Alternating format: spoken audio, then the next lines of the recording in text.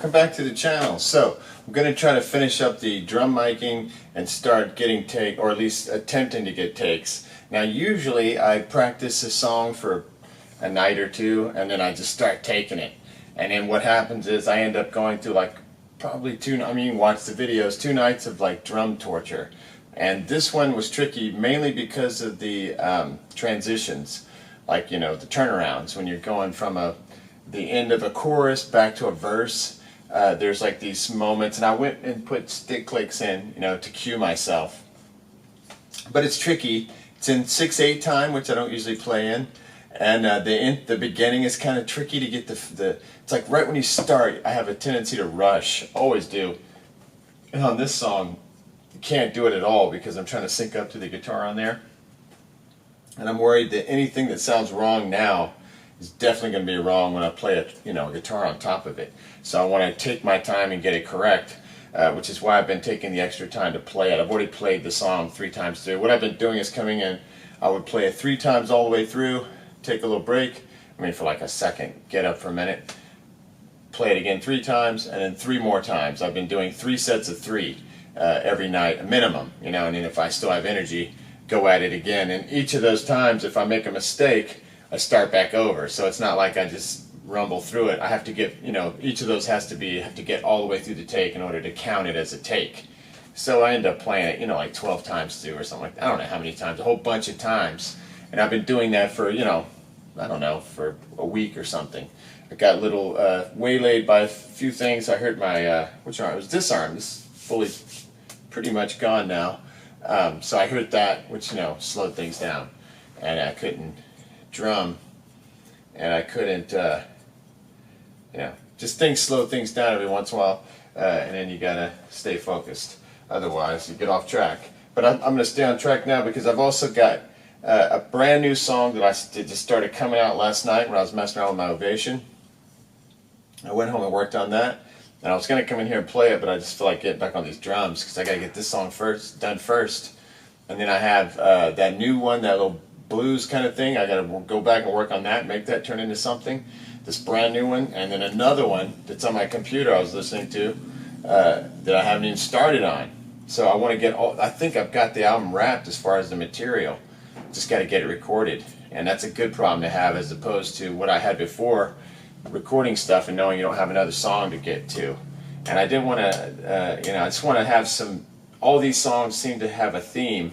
And so I want to just write out this theme until it kind of is exhausted, until I extinguish the inspiration, because like it seems like when I get on something, I'll sort of stay in that for a while until it sort of wears itself out. So I want to just stay on this and keep coming up with new songs, build a mood, make the record have like a certain feel to it. Because like I feel like side 1's going to have one kind of an anthemic kind of big song feel to it, and side 2 is going to be more dreamy and weird and like just more, experimental musically, especially compared to the last album. All right, so, which I wanted to stay really focused with that record and do like one thing, like kind of like a Joan Jett thing, where it's like one sound, Ramones, one sound band. Now I just want to branch out a little. Okay, so what I do, gonna do a drum miking video for those who don't want to dig into my old videos, and some of those are pretty detailed. Some of them are kind of dark. Not all of them are made after I had my light kit. Finally got a lighting kit, and I don't know what the light is in here right now. It's okay for doing some things, but I would probably get more light if I was doing something more technical, to show you. But what I typically do is kind of the Glyn Johns method. Glyn Johns was known for recording Led Zeppelin, John Bonham, and I got obsessed with John Bonham and learned how to set up the drums like John Bonham. And essentially what happens here is you keep the bass drum closed. And the reason I do that is because it sounds way better than any other way I've ever heard it. I can't even explain it, except that when I finally got these drums set up, to record my songs, and I went out and played my first shows with this kit in 2019-ish or so, and we were getting them all set up, and the drummer was up on the stage, and I was on the floor facing the stage, and I heard this bass drum, and I was like, that's really when you feel it, is on a stage, man. It is just like, ooh, so low and then tight at the same time, hard to explain. So I'm into this sealed bass drum thing. Some people don't like it because you can't get the mic in there, but I find that putting the mic a little bit away from the bass drum, that's what I do with the live thing. Like if I talk to them about it and just say I've had good luck, you know, micing it out a little bit, and they'll put it out a little bit. It sounds amazing. I like to move mics around for sound people, you know, and as long as they don't care, get good results. A lot of times you have to put mics away from you so that you won't kick them, you know, because I'll get too close to the drums. You have to make sure the mic is not sticking out too far, you knock it over. All right, so this method is very simple. It only uses 4 mics, and the reason for that is you want to avoid phase issues. And if you're a beginning recordist, you know, like I still am really, don't have any training, just kind of, you know, hacking at it. Well, I want to keep things simple, you know, and I've tried miking more, and it will work, and I could do it. But I don't have a great room. You really need a really good room to get serious about drum miking. So I figure, and actually this method kind of exposes how bad your room is, but this room has ended up sounding okay. It's just not like, I wouldn't waste too much time, you know, trying to mic drums for a project like this and just get into a bunch of hassle, phase issues, and just sometimes too much is, unless you really know what you're doing, you can, I don't know, it's just better to keep it simple, at least for me. So your mileage may vary, your results may vary, and I encourage people to try anything. But if you've never mic'd drums before and you don't know anything about it, this method is really simple and you won't have phase problems, more than likely. All right, so the original way to do this is a version called Recorder Man, which is basically just this. You have this overhead and you have this overhead, and they're equidistant from the snare and the bass drum. It's like you picture like a triangle right here. And you got to measure it, and it's very simple to do. You can do it with drumsticks, and it's great, especially if you're doing really light stuff or live. It work great for live. For recording, you know, like a rock record for me, I want to hear bass drum, and I want to hear more snare. So I just kind of realized that the Glyn Johns method is basically Recorder Man with, I mean, not exactly, because he positions this mic a little differently than Recorder Man, but I got this condenser mic, a large diaphragm condenser mic, 3 inches from the snare rim. And the bass drum mic, what I do with that is I'm going to put it about right here, and I usually kind of aim it to either this edge, I don't know why, I guess because I have the felt strip here, so it gets a little bit of deadening, and then I kind of move it sort of like, I don't ever put it like right down the middle. I've heard that that's not the greatest way to mic things, so it's like it's slightly off axis here, kind of at an angle. And then what I do is I'll at least do my 10-inch mark right here. But sometimes I will bring it the entire distance of the bass drum, and I think I'm going to do that this time. It gives a little more air, a little more room tone, and this song has like a boom, boom, boom moment in it. And I'm hoping that this mic, which is made to pick up low frequencies, it's kind of rolled off for highs, and it's more of a low end mic. I'm hoping that'll pick up it's going to be going off in that part, so I'll have boom plus this at the same time, and I'm actually probably going to tune this lower. This drum will probably be tuned lower than the bass drum. Let's see if it is.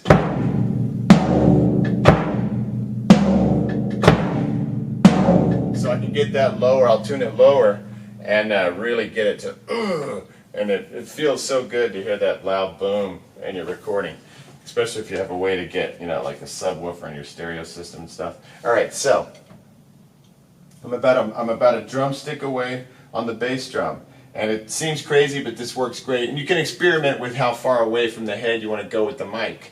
You know, you can get closer in and get in your results and check those results. Here it is at 8, here it is at 10. And here it is at like whatever a drumstick is, you know, like that much. Might move it over just a bit like that.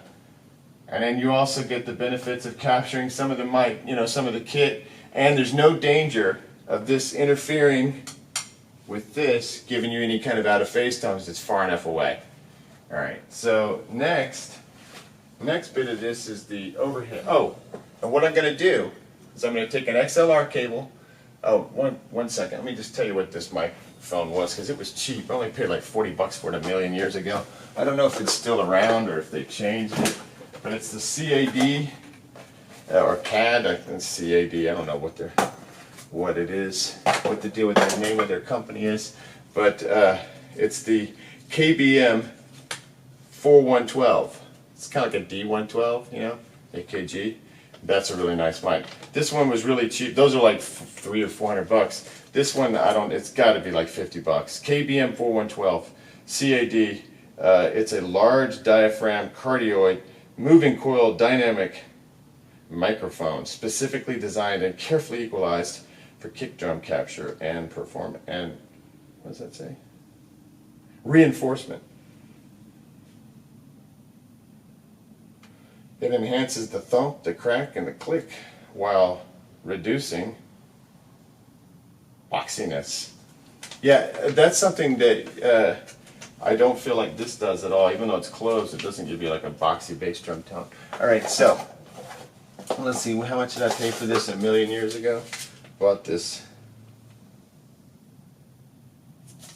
Doesn't say how much I paid for it. Got it from a company. Okay, until where I got this, I don't know, long time ago, I think 10, 12 years ago or something. All right, and then over here on the snare drum, that is an AKG P220, I think that one's called. And yeah, P220, and that's a good microphone. The only thing is, I don't always, if you watch any of my vocal videos, you'll know that sometimes I have trouble with this in the upper mids. It gets a little, but I've actually made some adjustments lately, so I think that's a good microphone. I got it for $100, which is cheap for one of these large diaphragm condensers. And there's something about that large diaphragm that gives you a bigger sound, captures a bigger, more dynamic range than the smaller ones do. Smaller ones are good for other applications though, but this one's really good for voice. And the way I do that is I got my trusty magic distance stick here. I've got my 3-inch mark. So what I do is I put it on the end of the snare. It actually works better to show it from this side. So I'll sit here, put this little line on the rim of the snare, and just make sure that the mic is that distance away. This gets really crowded, and all my stuff is kind of junky, like all the stands and everything just sort of falls apart in your hands constantly.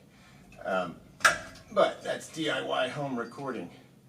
You don't want to spend a lot of money because then it would, cost a bunch of money. You can go pay for that at a studio. All right, so now I'm going to just make sure, got this thing in the way, the windscreen. And I put windscreens on usually on ribbons, but they're far enough away from any kind of air pressure, direct air pressure. Okay, so now I'm not going to move this snare again. I'll try to remember that because I've got it 3 inches away from the edge of the snare. And I might lower it a little bit. That I adjust sometimes, depending on if it's sounding good or not. All right, now, first thing I do is I put the bass drum down, measure it out, run an XLR cable to input 4. Input 4. So you go to your input 4 and you arm it. I'll show what I've got going over here when I get them all plugged in. I plug in that number 4, and the bass drum, usually you got to put a little more of your gain on it to get it up to a good level. So now I'm going to go to unity gain, which is 0 on the faders, and then I'm going to turn up the gain knob.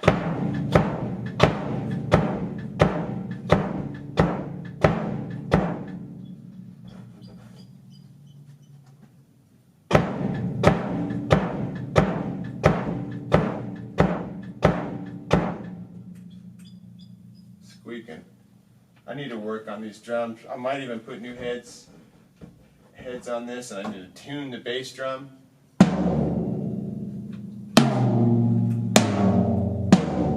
I'll tune all these up, and I'll show you how to do that too. Okay, so now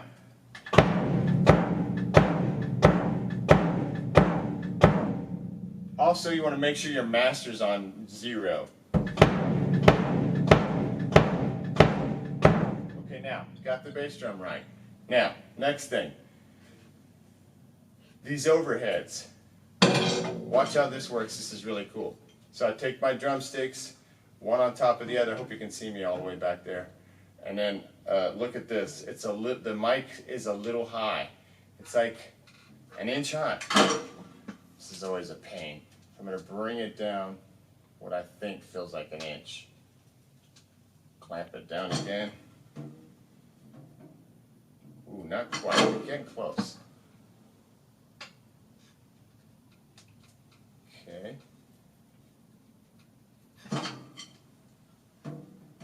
There, right on it. Beautiful. All right, now, 2 drumsticks from the snare, the middle of the snare to the middle of this microphone.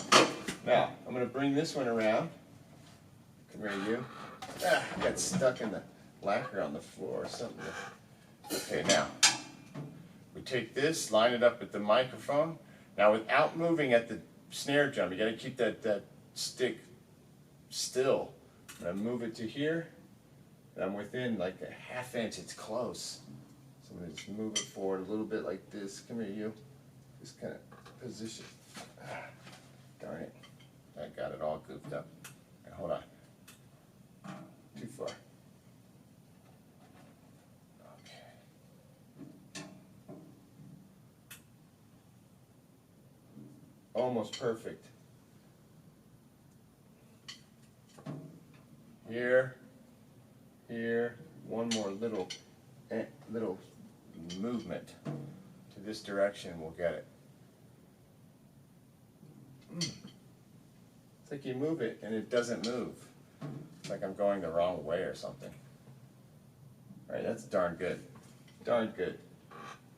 Okay, I gotta move this like this, and I gotta get this low tom really close to me. All right, so I got this at 3 inches. I got these. Now, this microphone here. So remember, we were in number 4 on the bass drum. We're going to be in number 3, the next one, for this side of the kit. So this will cover this cymbal over here. I need to move this a little bit. I'll just leave it there for now. This will cover this kind of side of the kit. This cymbal, and I aim it, this mic at the bass drum. So that way you get more kind of a stereo spread, especially if you pan out.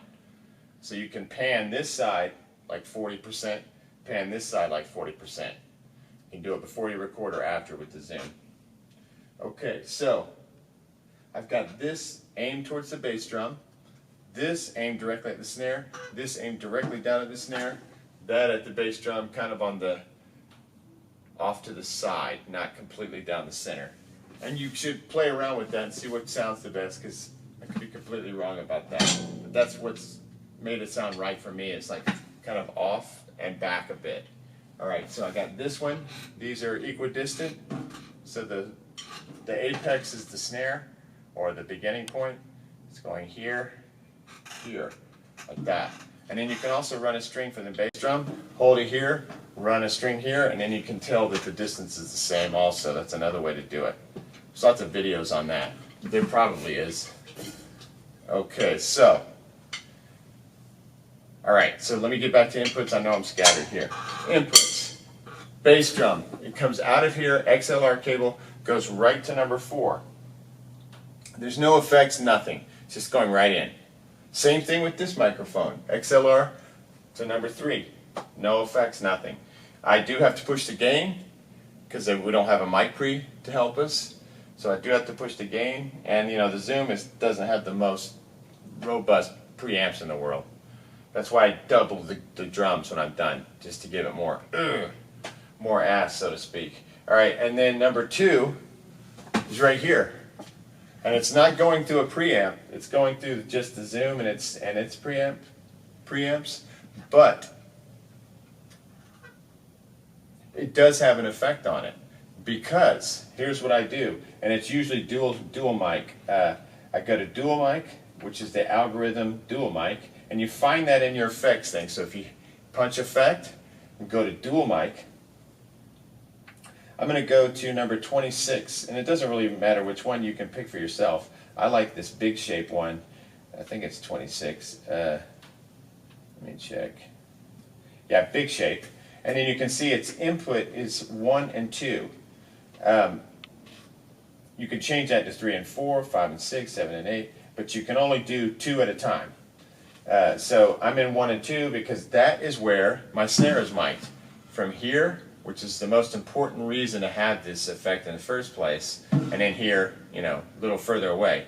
the reason that you want some kind of effect typically on your snare, and usually on your bass drum, but for some reason the zooms, it gives me a break on that, especially since I have the microphone way out there, and the pre's aren't too powerful. But the reason you want to have this compression on here is to give you a good signal on the snare drum. It doesn't get, doesn't go too uncontrollable. So this helps you control the signal, keep it in, a smaller dynamic range. And it just makes it sound fatter. You'll see. So I always go to the dual mic effect, and I'm going to do big shape. Got everything at unity gain, which is at 0 on your channel strip. On that first channel, I'm coming out of the microphone and I'm going into my Rain MS1B. I come out of the Rain, back into the zoom. I am using some of the zoom's pre's, but I also use that. I usually have it rolled all the way off, and I have this microphone, let me make sure I've done it, rolled off to minus 20 dB, because otherwise it's just, too much.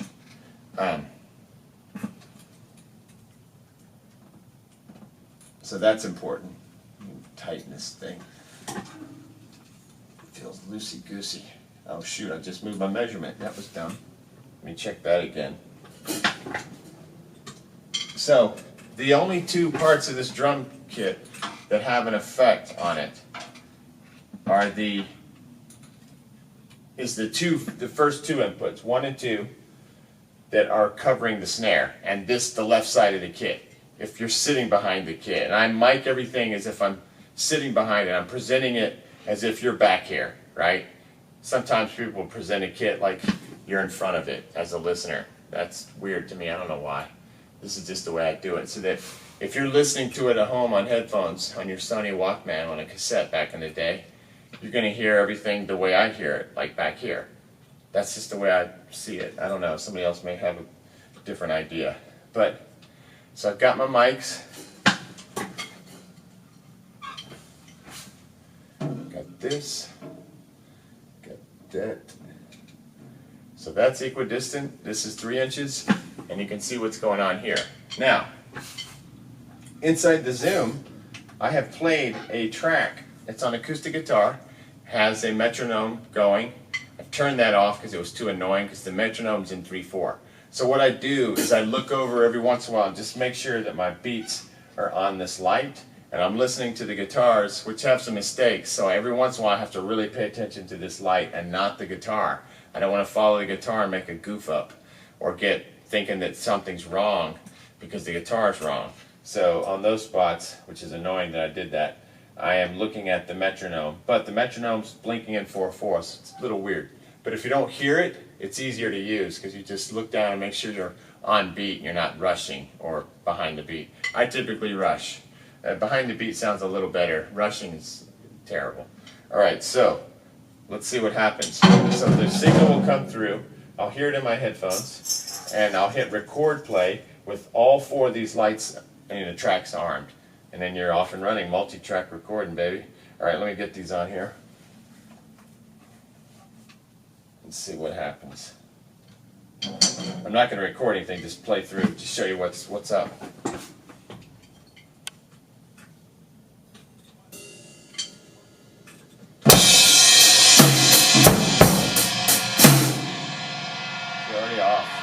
Already off.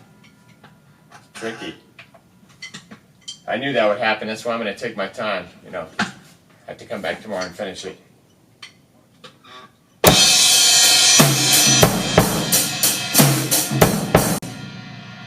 getting ahead by one little moment.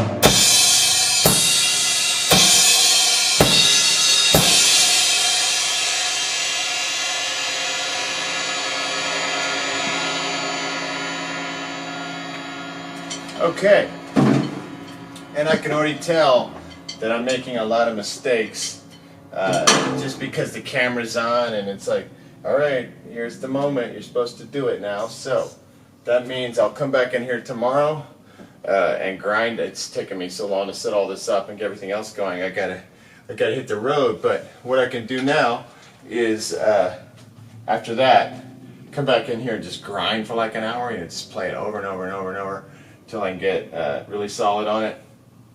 And then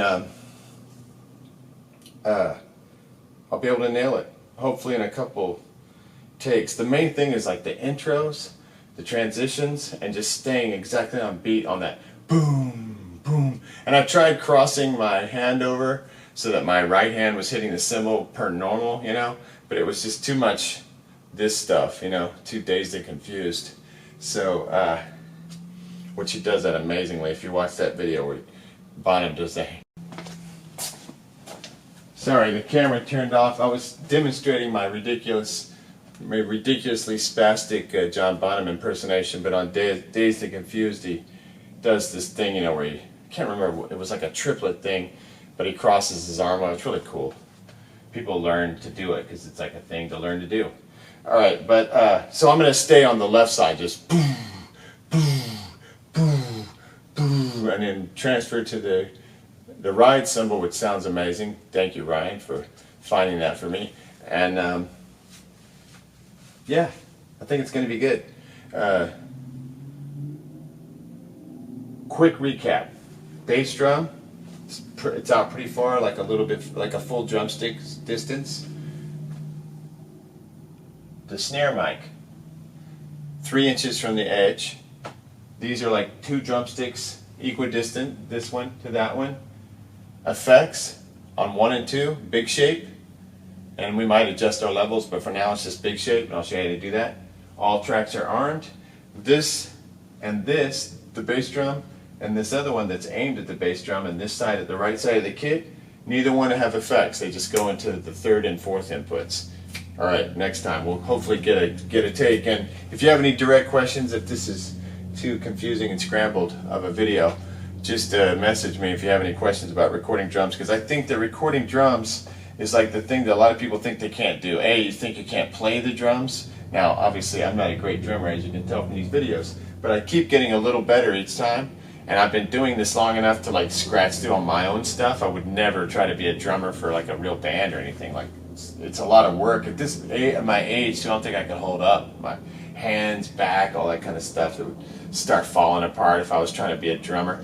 But I love drumming, and everyone should try to do it, you know, especially if you don't have anybody to play drums for you, or you're like me and you just want to be able to do everything yourself because you're alone, you know, and it just is easier. If you have to depend on other people, you have to depend on other people. If you can just do it yourself, plus you know exactly what you want, right? So I like to play the drums. I like to encourage people to play drums. I like to encourage people to play every instrument, even if you don't play it that well, because you'll get better at it if you just start playing it.